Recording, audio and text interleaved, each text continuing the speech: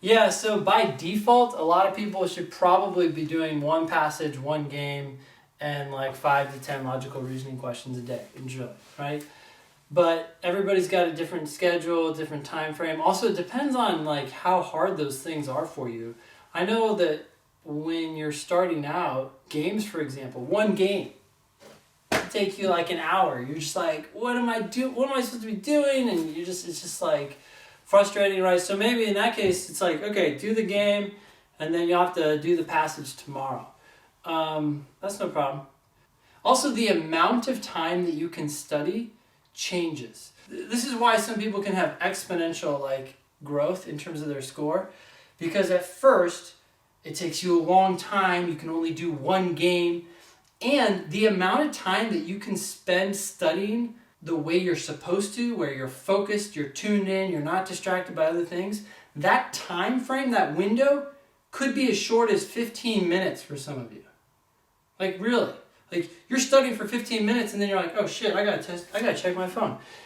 Like something like is creeping up inside of you where you can't maintain the required focus because something else is just pulling you away. But as you continue to push that time out, the amount of time that you can study for it during a day and remain focused can go from 15 minutes to an hour to 90 minutes. And some people, it's a lot, but some people can do 3 hours. So not only are you able to do more, but as your score increases, you have less, you have fewer things that you have to understand for each question that you get wrong. My point in saying all of this is if it feels like the test is insurmountable, just keep like trying to push out how much you can do each day and how much you can do each day and just have faith that like over time your score will go up and your ability to study will go up, and all these things combine together to just make you better at the test.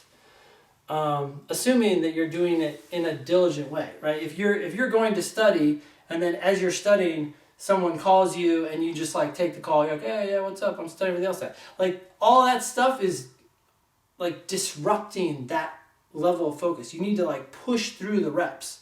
You can't just like do 3 reps, take a call, and then do 3 more and be like, oh, I did 6 reps.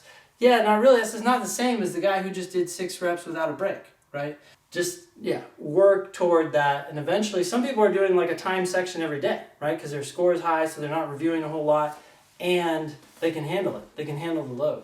When you take time to study, turn off the world, focus, and when you feel yourself being tempted to like check the internet or something like that, don't. Go a little bit further. Maybe it's only 5 minutes further, but it's like push out your ability to stay focused, because that's one of the skills on the test.